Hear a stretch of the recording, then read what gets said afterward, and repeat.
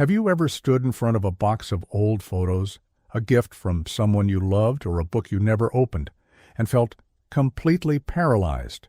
Not because you didn't want to let go, because you didn't know how to let go without feeling like you were betraying something. In my last video, thousands of you left comments saying the same thing. Not, I don't want to declutter, but I don't know how to declutter what has emotional weight.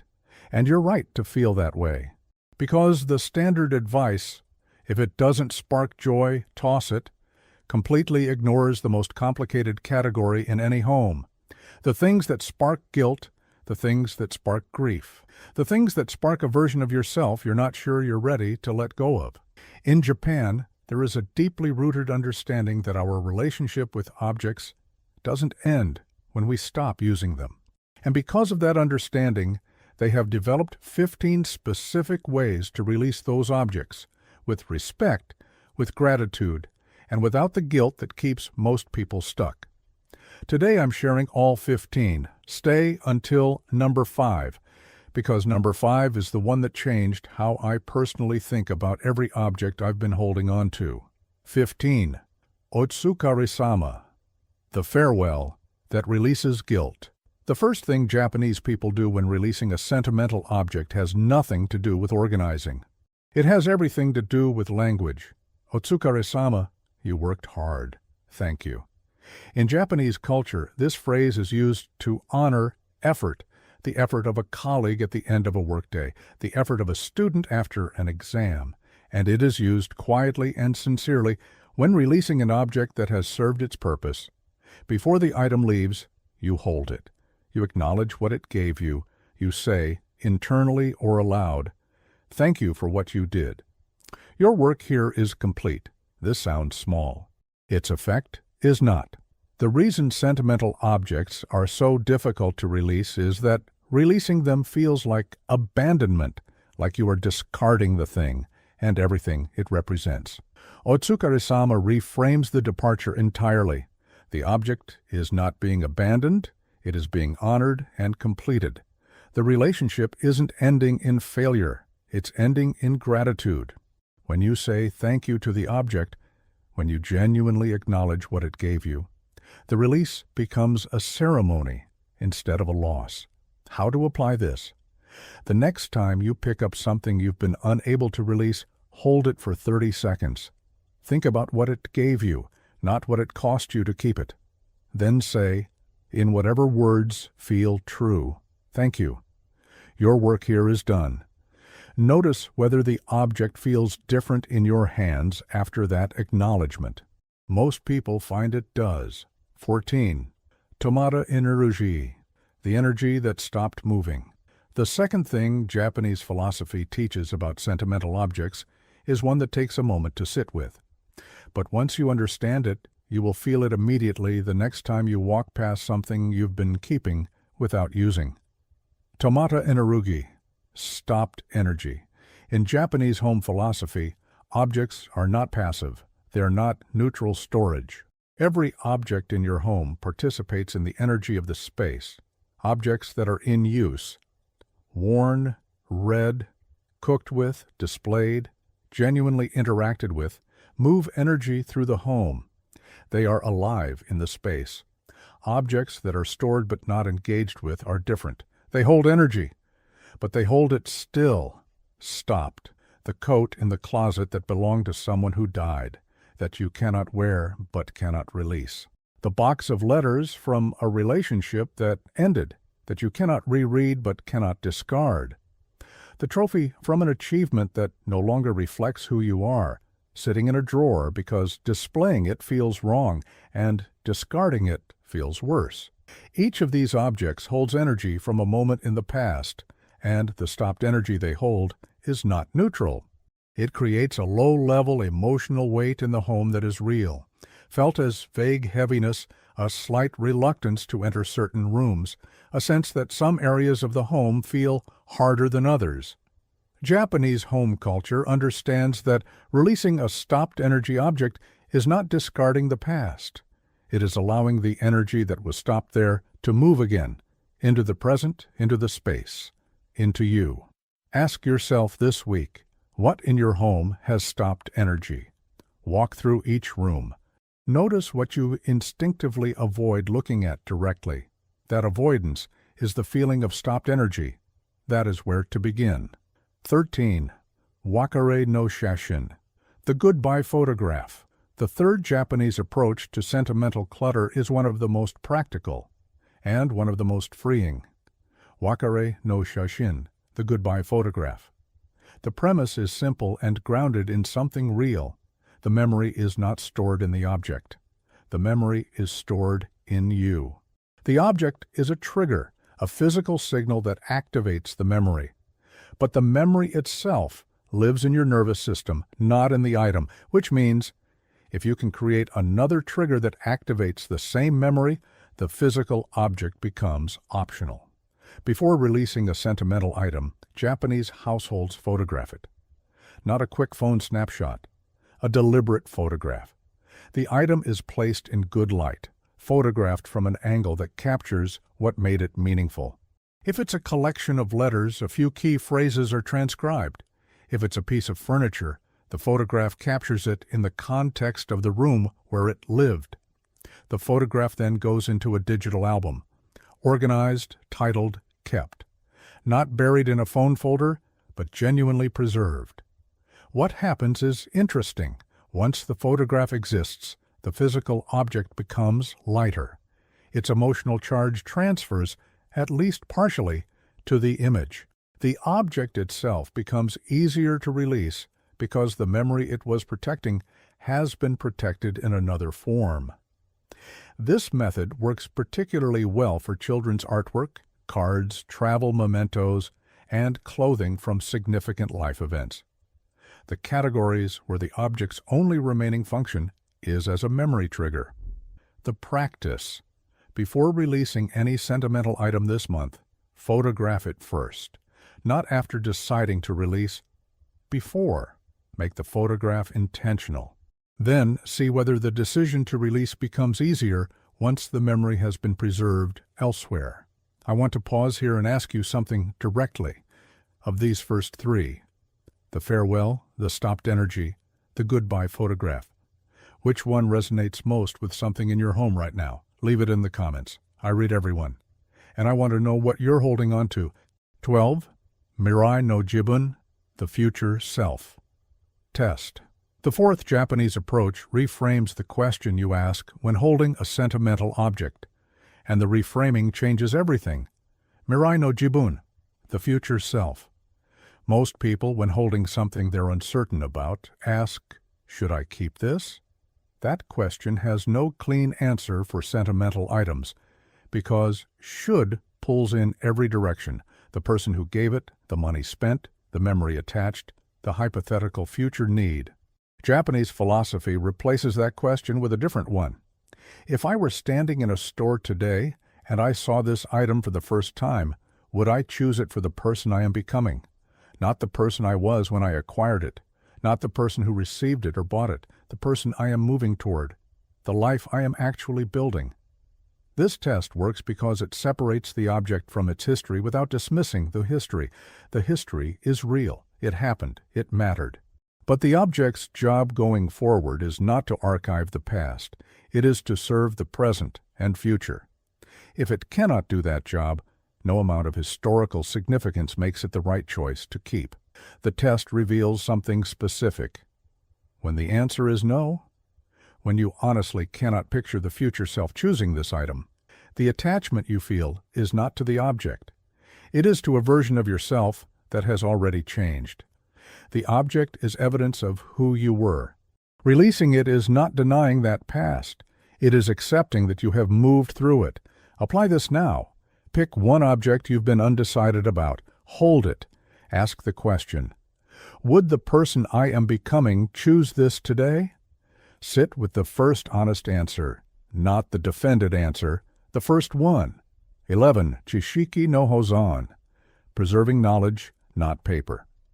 The fifth approach addresses one of the most common sentimental categories in every home, paper. Chishiki no Hozan, the preservation of knowledge. Letters from people you loved, Cards from birthdays and graduations and ordinary Tuesdays that somehow meant something. Notebooks from courses taken years ago. Manuals for hobbies that were deeply meaningful and are now past. Technical books purchased with real intention and real money for a version of yourself that was genuinely going to do this thing. Paper carries enormous emotional weight, and paper is physically fragile. It yellows, it molds, it takes up drawer space in ways that compound over years. Japanese households separate what the paper contains from the paper itself. The handwriting in a letter is meaningful. The words are meaningful. The paper is the carrier. And in the digital era, the carrier can be changed without losing what it carries. Letters are scanned at high resolution and organized in clearly titled folders, by person, by year, by occasion. Significant cards are photographed. Recipes handwritten by grandmothers are transcribed and stored. Notebooks from meaningful periods are digitized and filed under the name of the course or the time in life they represent. The physical paper, once its content has been preserved, releases easily. Because the decision was never really about the paper. It was about the words, the handwriting, the memory. Those are now somewhere they can be found, seen, and kept indefinitely. This week's practice: identify the paper category that has the most emotional charge in your home. Set aside 2 hours. Scan or photograph everything in it. Create one folder. Name it something specific. Then decide what to do with the paper itself. Knowing the content is safe. 10. Sonke to hoi. Honoring versus hiding. Here is a distinction Japanese home philosophy makes that most Western decluttering advice never names clearly, and it is one of the most honest things I have ever heard about sentimental objects. Sonke to hoi. Honoring versus hiding. An object that is genuinely honored is displayed, used, or engaged with. It is seen. It participates in daily life. The photo on the wall. The bowl used for morning coffee. The book returned to after years because something in it still speaks. An object that is hidden, stored in a box in the back of a closet, in a drawer that hasn't been opened in 2 years, in a storage unit that accumulates rent without being visited, is not being honored. It is being avoided. Japanese philosophy is direct about this. If you are not willing to look at it, you are not honoring it. You are deferring the decision to feel something about it. The box in the back of the closet is not preservation. It is postponed grief, postponed guilt, postponed acknowledgement. The most honest question an object can be asked is, am I displayed or am I hidden? If hidden, a second question follows, what am I avoiding by not looking at this? That second question is almost always more important than the first. What to do with this? This week, open one box or drawer you have been avoiding. Not to declutter it, just to look, to acknowledge what is there. To stop avoiding. The objects you've been hiding deserve to be looked at, even if only to be released. 9. Quarantine no hako. The quarantine box. The 7th approach is one of the most practical in the Japanese system, and one of the most effective for people who feel paralyzed by sentimental decisions. Quarantine no hako. The quarantine box. The principle is exact. For any object you cannot decide about, do not decide today, but do not leave it in its current location. Move it. Place it in a clearly labeled box with today's date. Store the box somewhere accessible, but out of daily sight. A shelf, in a closet, a corner of a room you use less. Set a calendar reminder for exactly 6 months from today. At the 6-month mark, open the box. 2 things typically happen. The first, you discover that you genuinely forgot most of what is in the box. The items whose absence you didn't notice for 6 months are items whose presence was not actively contributing to your life. The decision to release them is easy, not because the attachment was gone, but because the evidence is clear. The second, you discover that 1 or 2 items in the box you genuinely missed. You thought about them, you wished you had them. Those items come back out of the box, back into the home, back into active use or display. They earned their place by demonstrating that they were genuinely missed. The quarantine box doesn't force a decision. It creates the conditions for an honest one. To apply this immediately, identify 3 to 5 objects you've been undecided about for longer than 6 months. Put them in a box right now. Write today's date on the outside. Set a phone reminder for 6 months from today. Then do not open the box before that date. Let me ask you something that might be uncomfortable. Is there a category of object in your home that you've been avoiding for more than a year? Not forgetting, actively avoiding. You know it's there, you just don't go there. That category is where your real work is, and the next few approaches are specifically for that. 8. Oshiwake. Giving a new life. The 8th Japanese approach changes the emotional frame of releasing from loss to continuation. Oshiwake. Giving a new life. In Japanese gift-giving culture, the circulation of objects is considered natural and respectful. An object that has served one person well and is released to serve another person well has not been discarded. It has been passed forward. Its service continues in a different context for a different person. This reframe is not a rationalization. It is a genuine alternative understanding of what happens when something leaves your home. The dress you cannot fit into but cannot throw away, given to someone building a wardrobe for job interviews, continues its service. The cookbooks from a cooking phase you've moved beyond, donated to a community center where people are learning to cook, continue their service. The children's toys outgrown by your family, given to a younger child who will genuinely play with them, continue their service. The question becomes not, am I discarding this, but where does this object go next to best continue its purpose? This reframe works particularly well for items that feel wasteful to discard because they are in good condition. The object is in good condition. It should continue serving. The question is only whether it continues serving you or whether it goes to serve someone for whom it is exactly right. The practice. Identify 5 items in your home that are in good condition but no longer serve you. For each one, identify a specific destination, not donate as a category, but a specific person or place where that object would genuinely be useful. The specificity changes the emotion around the release. 7. Jidai no Omoni. The weight we pass forward. The 9th approach addresses one of the most common forms of sentimental accumulation and one of the most subtle. Jidai no Omoni. The weight of the era. Japanese home culture observes something that most families don't name directly. The impulse to save things for the children is often not about the children at all. It is about the parents' inability to make the decision to release.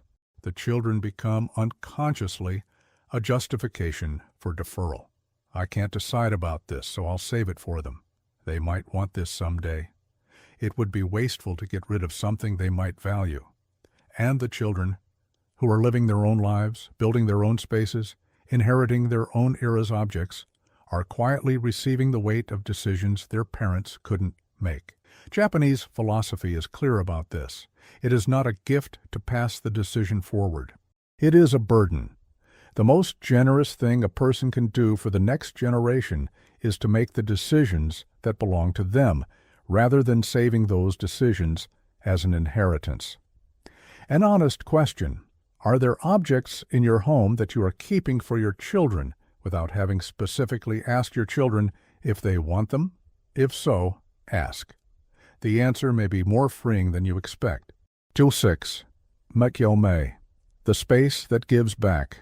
The 10th Japanese approach is not a technique for releasing objects. It is an understanding of what space actually is and what it gives you when it exists. Intentional emptiness. In Japanese aesthetics, the empty space between objects is not absence. It is presence.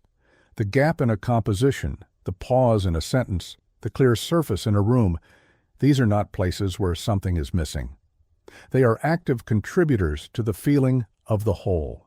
A shelf with 6 objects has a different quality than a shelf with 60, not because more objects are worse than fewer objects, but because with 60 objects, the shelf is a storage surface. With 6, each object can be seen. Each has room to exist individually. The space between them is what makes them visible. When a sentimental object is released, the space that opens is not empty, in the way an absence is empty. It is breathing room. The room expands, not physically, but perceptually. The eye rests. The mind follows the eye. Japanese home culture teaches this specifically to people who feel that releasing objects will make a home feel less warm, less meaningful, less theirs. The experience is almost always the opposite. The objects that remain and the space that opens around them are more visible, more present, more theirs than they were surrounded by what they didn't need. The practice: choose one surface, a shelf, a table, a dresser top. Remove everything from it. Leave it completely clear for 1 week. Notice how the room feels. Notice what the eye does when it encounters the empty surface. Then, if you choose to return objects to the surface, return only what genuinely earns the space. 5. Kyoku no Kapuseru, the memory capsule. And now the approach I mentioned in the hook, the one that changed how I personally think about every sentimental object I have been holding on to. Kyoku no Kapuseru, the memory capsule. The problem with sentimental clutter is not that we have too many memories. It is that we have tried to give every memory its own object, and every object its own permanent residence. The result is a home that is partially a museum of the past, with objects whose job is to keep moments from disappearing. The memory capsule approach does something different. It designates one specific physical container as the home for all sentimental objects. One box, one chest, one drawer, one size.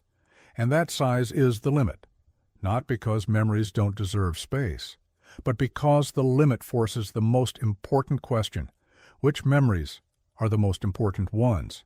When the capsule is full, and something new arrives that deserves to be in it, something already inside must come out. Not to be discarded necessarily, to be evaluated. Does this still belong in the most significant container I have for my most meaningful objects? The limit is not cruel, it is honest. It says, your most important memories deserve a designated place of honor, and that place has a size. Within that size, everything matters. Outside of it, the evaluation continues. Japanese households often make the capsule itself significant. A beautiful wooden box, a chest with a lock, something whose physical quality communicates that what is inside matters. The container becomes part of the practice of honoring. How to implement this? Choose a container, one that feels right, one that is finite. Move your most meaningful sentimental objects into it. See what fits and what doesn't. Let the container make the decision about what is most important. Then keep that container and only that container as the permanent home for objects whose only job is to hold memory. 4.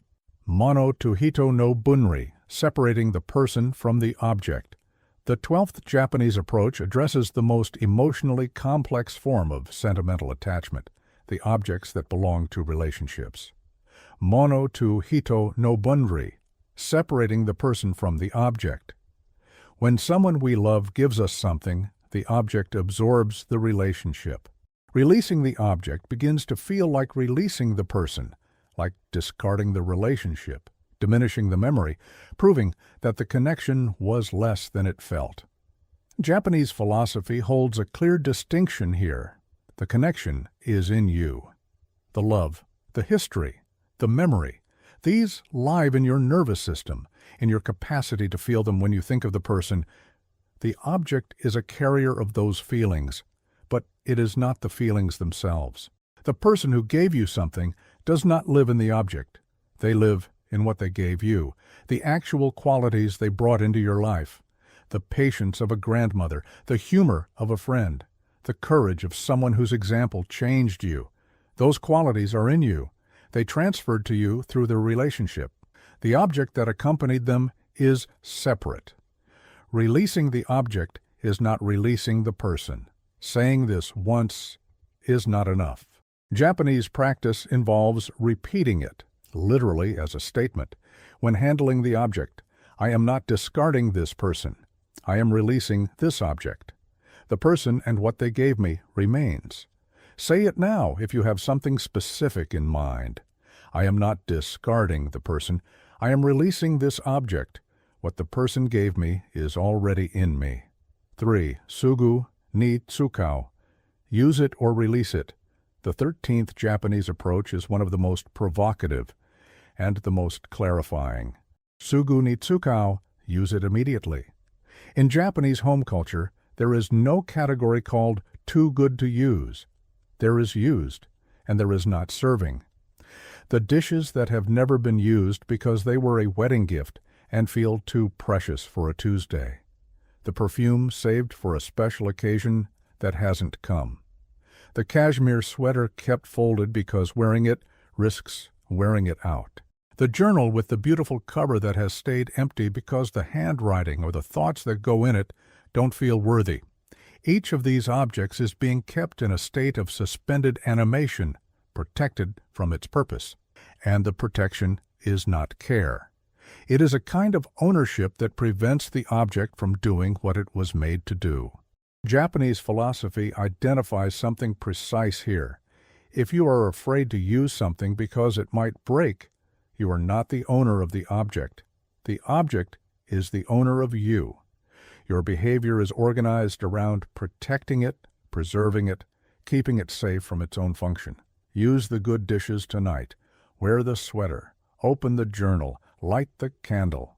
And if the object breaks, if it wears out, if the candle burns down, if the perfume is used, thank it for doing exactly what it was made to do. Then release it without guilt because it completed its purpose. Objects are not meant to be preserved from use.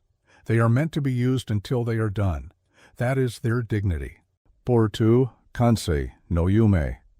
Accepting the dreams that didn't happen. The 14th Japanese approach requires a specific form of honesty, the kind that is uncomfortable and deeply freeing at the same time. Kansei no yume, completed dreams. In every home there are objects that represent intentions that never became actions. The guitar that was going to be learned, the art supplies that were going to be used, the language course that was going to be completed, the fitness equipment that was going to change things, the cookbooks for a cuisine that was going to become a regular part of the kitchen. Each of these objects represents a genuine aspiration. The person who bought them was not lying to themselves. The desire was real. The intention was sincere. And then life moved in a different direction, or the effort required was different from what was anticipated, or the interest shifted before the skill developed. The objects remain, and they produce a specific kind of emotional weight, not grief exactly, but something adjacent to it. A mild, chronic reminder that you intended to become someone you didn't become. Japanese philosophy names this clearly. Those dreams are complete, not failed. Complete. They existed. They were real. They shaped you in ways you may not fully see, and they have reached their natural end.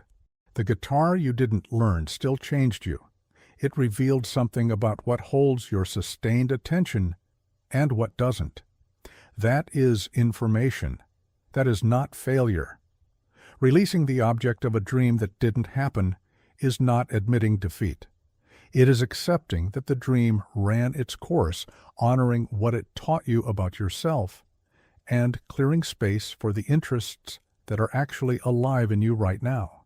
The question, what objects in your home represent a version of yourself you sincerely intended to become, and haven't? Name one. Hold it. Accept honestly that this particular dream is complete. Then decide what happens to the object from that place of acceptance, rather than guilt. 1. Owari no Kansha, the final gratitude, and the last Japanese approach, the one that brings everything together. Owari no Kansha, the final gratitude. After a major release, after a day of releasing objects, after clearing a room, after working through a category that has been weighted with emotion, Japanese households have a practice that most Western decluttering skips entirely. They acknowledge what happened, not just the physical result, the cleared shelf, the lighter closet. They acknowledge the emotional work. They recognize that something real occurred, a past was honored, decisions were made, weight was lifted, space was created. In traditional Japanese practice, this acknowledgement involves a small ritual. Salt, which has been used for purification in Shinto practice for centuries, is placed at the threshold of the cleared space. A moment of stillness follows, sometimes a few words. The salt is not superstition. It is a physical marker of transition. It says, something changed here. This is the new state of this space.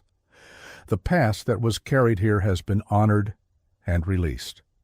What comes next begins now. You don't need salt. You don't need any specific ritual, but you need the acknowledgement. After you release something that had emotional weight, pause, notice the space. Notice how the room feels now versus how it felt before. Notice whether you feel lighter, and allow yourself to feel that lightness without immediately filling the space with something new. The space is not empty. It is ready, and the gratitude is not just for the objects that left. It is for the version of yourself that was able to let them go. 15 approaches, all of them rooted in one understanding. Sentimental objects are not the enemy of a calm home. Unexamined sentimental objects are. The coat that is seen, acknowledged, and consciously chosen to stay, that is not clutter. The coat that is avoided, stored, and never looked at because looking at it requires feeling something, that is the coat that weighs on the home. The difference is not the object. It is the relationship with it. Japanese home philosophy doesn't ask you to feel less about your objects. It asks you to feel honestly, to look directly at what you've been avoiding, to acknowledge what has served you and honor it on its way out, to make space not because emptiness is the goal, but because the intentional space, is where the next chapter begins. You don't have to release everything today. You don't have to release anything you're not ready for. But pick one object that has been waiting for your attention. Apply one of these 15 approaches to it this week. And tell me in the comments, which approach resonated most? Which one are you going to try first? And what is the one object you've been avoiding the longest? I read every comment. And the conversation in this community is one of the most honest I've ever seen anywhere online. Subscribe, because every Wednesday and Saturday this channel goes deeper into what Japan figured out. See you next week.